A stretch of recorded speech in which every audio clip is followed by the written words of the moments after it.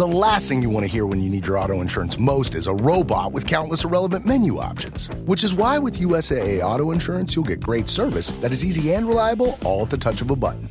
Get a quote today. Restrictions apply.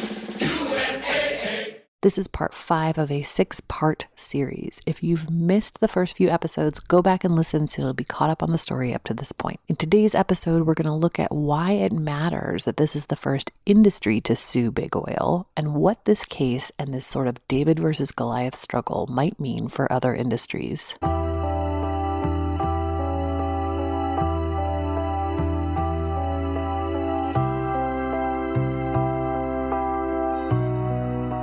Previously on Drilled.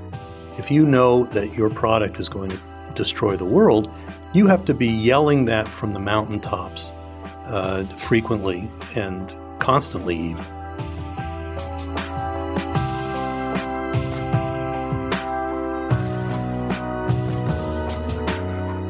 The West Coast Dungeness crab fishery off the California and Oregon coasts is one of the most sustainable fisheries in the world.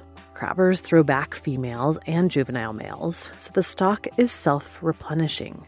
Repeated closures since 2015 are unusual in U.S. fisheries, which are typically shut down for stock depletion. And while that can be exacerbated by climate change and warming oceans as well, the case here is a little more direct. Warming oceans grow more algae means more domoic acid, and that's what's resulted in the repeated shutdowns for this fishery. The paradoxical nature of this is really challenging to accept, that we would be looking at closures in an otherwise healthy fishery, whether it's driven by domoic acid or other factors. To close a fishery that's doing well is something new in American fisheries management, and we need to treat it differently from the kinds of closures that we've had to institute when climate forces or overfishing have resulted in stock depletion. We have to treat it differently. It's a new phenomenon. It's completely different.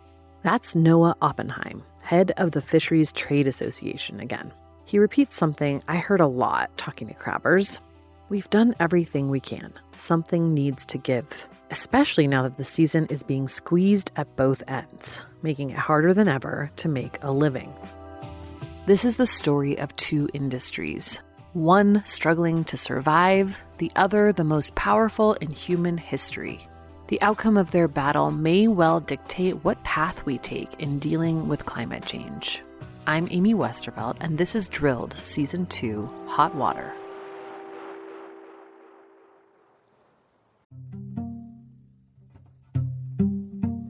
Hey, Drilled listeners, Amy here to recommend another climate podcast.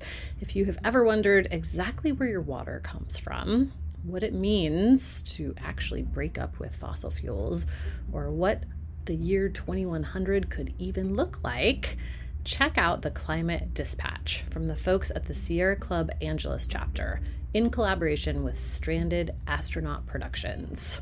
The show is brand new. It launched in April, just in time for Earth Day, and it answers all those questions and more. The Climate Dispatch explores both global and local stories of the climate crisis through the lens of Southern California. On the show, host Taya Jeanette brings together a variety of guests and experts in conversation to share their climate wins and break down their fears and collective hopes for the future. Some featured guests include Time 100 Next recipient and climate activist Naleli Kobo, Troy Stevens, creative manager of Grist Magazine's Imagine 2200 Climate Fiction Contest, Aru Shaini Ajay, executive director of the Sunrise Movement, and Allison Chin, president of the Sierra Club Board of Directors. Each episode will also feature a local LA-based band or musician to play out the show. Check out the Climate Dispatch at sc.org/climate dispatch or wherever you listen to podcasts.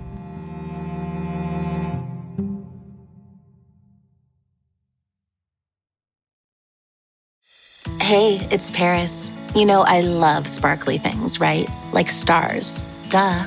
And thanks to Hilton and AutoCamp, I just slept under them.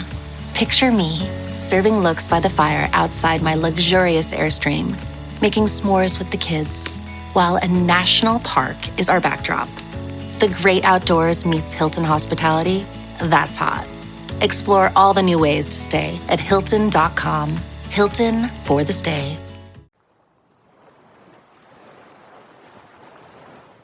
With domoic acid delays at the beginning of the season and whale closures at the end, fishermen are worried that their fishery could disappear altogether. They've already seen a slight decrease in demand thanks to all the domoic acid closures. It's not great as a food supplier to have a lot of news about your product being unsafe to eat. Crabber Ben Platt points out another issue with these annual shifts to the season. We crabbed that year until the very end of the season, which in District 10 is June 30th. Mm-hmm. And then it takes a couple weeks to get your gear. We had to truck our gear back home. So by the time we got salmon trolling, it was already middle of August. So essentially salmon season was just about over by the time we started. Normally we would be, if we were going to go salmon trolling, you want to be finished crabbing like in mid-March, maybe at the latest, because you need to haul your boat out of the water and you need to, put all your gear away. And if you're out of town like we are now, you have to bring everything back. And most people do their major projects in between season. But in order to do that, you have to be done with your crab season before we even started on these domoic acid years. Last year we didn't start until February 7th or something like that. This year we started January 22nd up here. You can't get a full crab season and a full salmon season, or if you're a shrimper, you can't get a full crab season and a full shrimp season in. So yeah, the domoic acid thing, it throws everything off. We don't like having more than a month or so at the most of downtime. Mm-hmm. And it's not just for us, it's also for our crews. We can't keep good crews, which are essential to doing well with these fisheries, if we can't keep them employed essentially year-round. None of the crabbers that I talked to does less than 2 different types of fishing. Many were salmon trollers before the state's dams made that fishery a little harder. It used to be like 80% salmon income, 20% crab, and then it got flipped on its head, and now it's 100% crab and albacore on my new boat. So, I mean, what that's done is put all this pressure into the crab fishery. And then, because the crab season shifted, even if fishermen made up income later in the season on crab, they lost it on whatever their other season is. Typically black cod, rock cod, salmon, tuna, or shrimp. You might expect crabbers to be pessimistic given the endless roller coaster of their industry. And they are, but they're also weirdly optimistic. They take risks and bet on the future of their industry constantly. Ben is building a bigger boat right now. He's hoping to get another few good years in so he can retire. We get overextended too. I've done it myself over and over again in my career.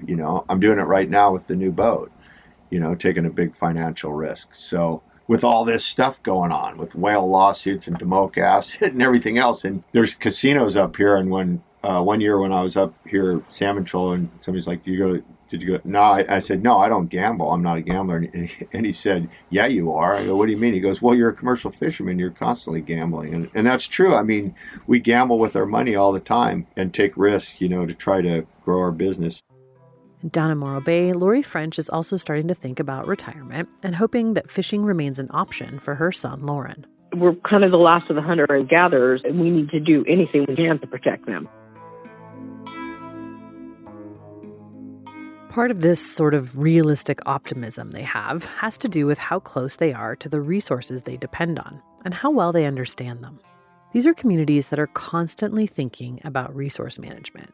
It's an almost daily concern, which also makes them an interesting counterweight to the oil industry. On one side, you've got a working class community that carefully stewards the resource it depends on. On the other, you've got a well-funded industry that's also resource dependent, but focused on extracting as many resources as possible, as quickly as possible. As the first industry to take on big oil, crabbers are navigating uncharted waters.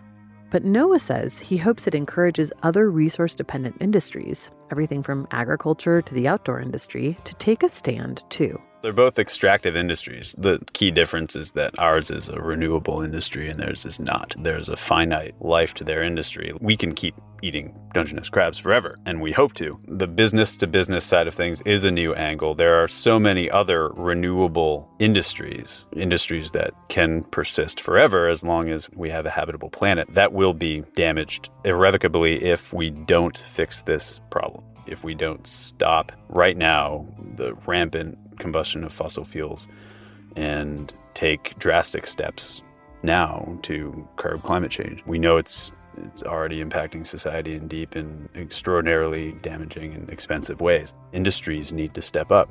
Ours has. Others will, I have no doubt. This is precisely why the oil industry may well fight this suit even harder than it has the various other suits brought against it by states, cities, and counties. I reached out to ExxonMobil, Chevron, and Shell for comment on this suit, and only Chevron got back to me. Of the Crabber suit in general, spokesman Sean Comey wrote, quote, "It's always regrettable to be in a legal dispute with a customer, especially considering how much diesel the fishing fleets purchase." Now remember, this was the issue many fishermen themselves had with the suit initially, as we covered earlier. You know, my initial reaction was just like a lot of other fishermen. It's like, well, I have a diesel engine in my boat, so why would I want to sue a fossil fuel company? But eventually they realized that while, yes, they are customers who purchase diesel, they are not companies who decide what sort of fuel is available for purchase. You know, I think what it boils down to for me is that I've done everything I could do as a fossil fuel burning boat operator, commercial fisherman, to minimize my carbon footprint. A lot of us have done this, and we've modernized our equipment at a lot of our own expense and time, because we're trying to have as little of a carbon footprint as possible. You know, we're doing whatever we can, but there's only so much that we can do. We're not the fossil fuel companies. We're not the big energy companies. We're not scientists. We can't figure out how to make a hydrogen cell or something that'll power our boats. You know, we're just using what's available. Chevron's Comey went on to say that the Crabber suit uses the same arguments as the other climate liability suits and that the claims, quote, defy state and federal law. Last year, Ted Boutros, Chevron's attorney, who has also been the preferred spokesperson of all the oil company defendants in previous suits, said this to me about climate liability cases in general. We recognize that global warming is a serious issue and poses serious problems that need to be confronted on a global basis. But this kind of lawsuit is counterproductive, and it's just legally flawed. ExxonMobil has been aggressively countersuing in its responses to other liability suits. The other oil companies have been less inclined to countersue.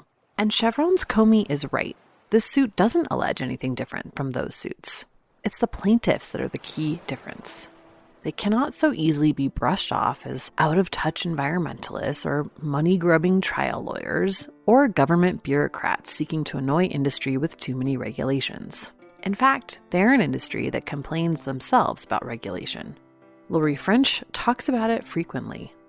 Regulations, and there's always some crisis that they're pushing for in the name of save the environment. The drift gill netters, there was less than 20 of them in the state, and they closed the fishery. And it's just like, how much damage can less than 20 guys make? It's hard for the oil industry to use a standard industry versus the environment or industry versus the government sort of defense against another industry, and especially one that holds a lot of the same views about both environmental groups and regulations being annoying and bad for business, and one filled with working-class Americans who have been materially harmed by inaction on climate. Even conservative judges who have mostly said things about how climate change is just sort of a necessary component to progress might struggle to issue a judgment that says, in essence, this industry's right to make its shareholders more money trumps that industry's right to exist. Lord help the judge who says, like Lori's sister did back in 2015, that crabbers like Jeff should just fold up the fishing business and go get a job at the hardware store. It's like, how long have you known my husband? He's never worked for anybody except for he worked for Kentucky Fried Chicken when he was in high school. Oh, no, he's fished his entire life. That's the way he is. He works hard, but if he had to punch a clock, it'd kill him. Still, winning the suit, even keeping it alive past the oil company's motion to dismiss, will be far from easy. Several climate liability cases are in the courts at the moment, along with fraud probes of ExxonMobil by the states of Massachusetts and New York. And oil companies have made it clear that they won't go down without a fight. They've countersued nearly everyone who has sued them, and Exxon in particular is pursuing a First Amendment defense, arguing that the First Amendment gives it the right to say whatever it wants about climate change, no matter the consequences or whether it contradicts their own internal research. We covered this First Amendment defense in one of the bonus episodes in Season 1 of Drilled. It's the latest in a long string of attempts to reshape the First Amendment into a blanket protection for corporations. Here's constitutional law expert John Enton to explain. The basic question is, do corporations have legal rights? And the answer is yes. The Supreme Court has said for a long time that corporations are legal persons. But in the commercial speech area generally, the Supreme Court has said that false or misleading speech is not protected. That last bit is where the rubber really meets the road in these climate liability cases. If plaintiffs can prove that oil companies were making false or misleading statements about climate change, then their First Amendment defense is likely to fall apart. But of course, that also depends on the judge and their thoughts on corporate personhood. Meanwhile, the crabbers still have to deal with the impacts of the suit brought against them by environmental group, the Center for Biological Diversity. They worked with the Department of Fish and Wildlife and the Center for Biological Diversity to settle that suit and keep the fishery from a total shutdown, but things are still pretty dire. Ben Platt described it as the biggest threat to the fishery since he was a kid. The season will shut early every year until the state gets a federal permit that allows fishing to continue alongside endangered species. There's a push toward ropeless gear as a solution, but fishermen are concerned about the cost, particularly given the hit the industry has taken in recent years. And there's still plenty of disagreement within the community over how to handle all of this. It's an industry and a community that's on the ropes. And hey, we've lost industries before. Sometimes that's just what happens.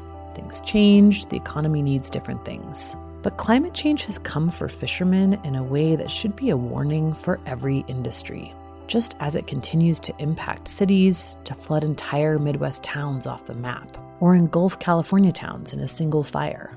It's coming for a community or an industry you care about too. It's only a matter of time. And who we hold responsible for that, how we adapt, that could have a real impact on how we address climate change in general and whether we're up to the challenges ahead.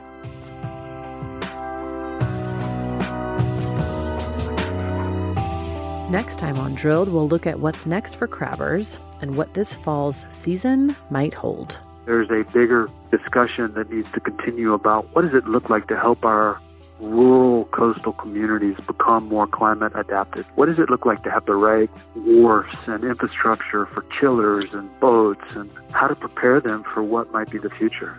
We'll be back with another episode in this series next week, but if you can't wait until then, or you just want to support independent climate reporting, consider becoming a Drilled member. Just go to drilled.supportingcast.fm to sign up. That's drilled.supportingcast, supportingcast.fm, F like Frank, M like Mary, to sign up. Thanks for your support. We really, really appreciate it.